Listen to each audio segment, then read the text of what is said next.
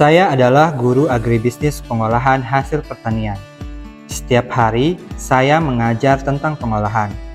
Tapi sebenarnya, yang kami ajarkan lebih dari sekedar resep atau formula. Kami mengajarkan makna dari sebuah proses. Dari tanah ke dapur, dari kebun ke meja makan. Konsep itu kami sebut dengan From Garden to Table. Di sekolah saya melihat bagaimana anak-anak belajar, bukan hanya dari buku, tapi juga dari cerita-cerita kecil yang mereka bawa sejak masa kanak-kanak. Salah satu cerita yang membekas bagi saya adalah saat mereka bercerita tentang tanaman lokal yang ditanam di kebun mereka. Salah satunya adalah rengga.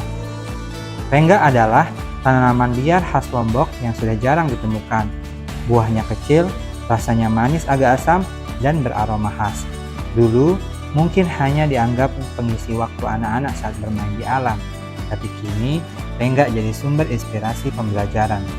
Lewat berbagai percobaan, diskusi, dan semangat yang luar biasa, kami berhasil mengolah rengga menjadi permen jelly. Rasanya unik, segar, penuh memori. Tapi bukan hanya itu yang membuat saya bangga. Yang membuat saya bangga adalah ketika mereka mulai memahami makna di balik rasa itu, bahwa pelestarian tanaman lokal tak harus lewat teori besar, tapi bisa dimulai dari tangan-tangan muda yang mau mencoba, gagal, lalu mencoba lagi. Mereka belajar bukan hanya membuat produk, tapi juga memahami potensi lokal, mengenal kekayaan alam, dan menghidupkan kembali cerita yang hampir hilang. Dari cerita kecil itulah muncul inovasi.